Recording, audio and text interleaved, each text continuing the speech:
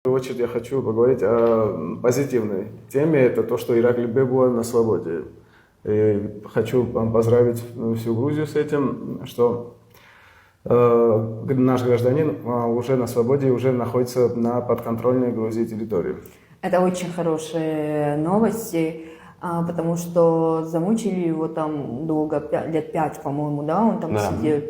И на женевских переговорах это обсуждалось, его освобождение.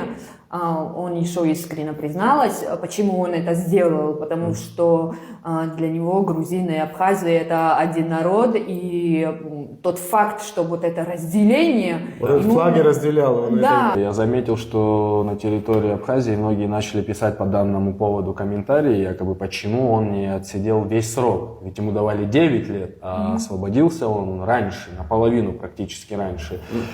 Во-первых, он отсидел весь срок.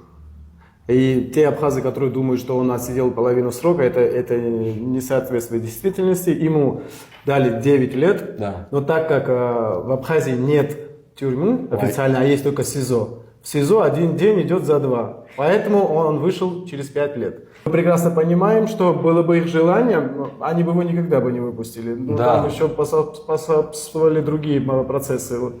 И вот это самое интересное тоже, что это за процессы такие были, потому что касательно всего происходящего сегодня в Абхазии, да, и что данный человек сделал, абхазы сегодня могли бы его просто не выпустить, оставить там конечно, на пожизненно. Они так и хотели, что это типа он сошел. То есть, у тебя какая версия к этому? У меня какая версия, на всякие были какие-то переговоры.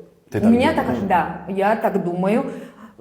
Как-то я в себе это уверена. Не, если честно, я тоже, конечно, официально об этом нигде не говорится, официальная версия, то, что вот Тимур сейчас сказал, но я тоже больше склоняюсь к тому, что грузинское государство вело какие-то переговоры по данному человеку. Но это обязательно, потому что вот ему могли и в тюрьме добавлять сроки. Да. За неправильное поведение, там, кто бы это проверил? Кьют, по-моему, сделал объявление, да. Когда, по-моему, несколько дней назад, да, но настолько абхазы не смотрят свои новости, и им неинтересно, вот я так поняла, потому что… Ты очень интересную тему сейчас затронула. Это Знаешь, правда. какую тему ты затронула сейчас?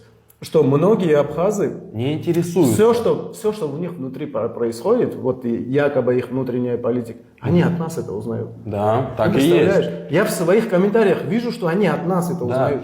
Они даже многие не знали, что про иноагентство не знали, Нет. что их граждан там иноагентами объявляют. Что-то Они не знали. придумывают.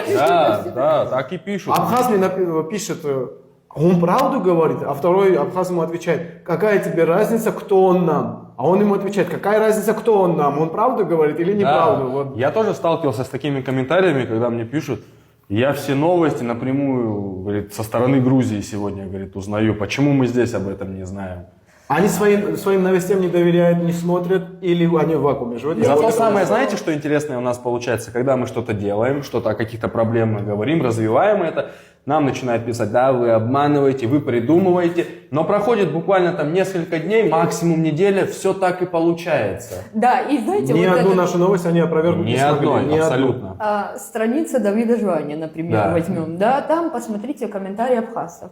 Что ты придумываешь, провокатор, а на самом деле это все видео, какое-то заявление. Источники абхазские. Источники абхазцев. Абаза ТВ и все тот Абаза же. ТВ, да, и вот их Совмин официальные вот эти заявления, и они, что вы придумываете? Интриганты.